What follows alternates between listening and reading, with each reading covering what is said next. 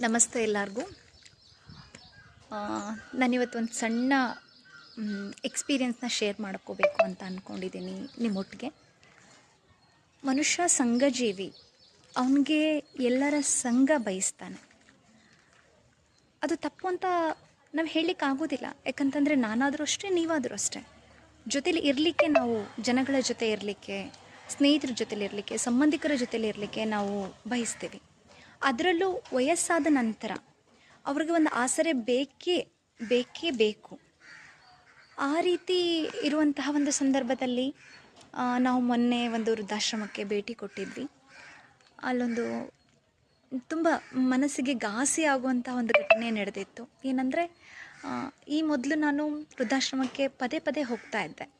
ಸ್ವಲ್ಪ ನನ್ನ ವೈಯಕ್ತಿಕ ಬ್ಯುಸಿ ಶೆಡ್ಯೂಲಲ್ಲಿ ನನ್ನ ಮನೆ ಬೇರೆ ಕಡೆಗೆ ಶಿಫ್ಟ್ ಆಗಿರೋದ್ರಿಂದ ಸ್ವಲ್ಪ ಹೋಗೋದು ಬರೋದು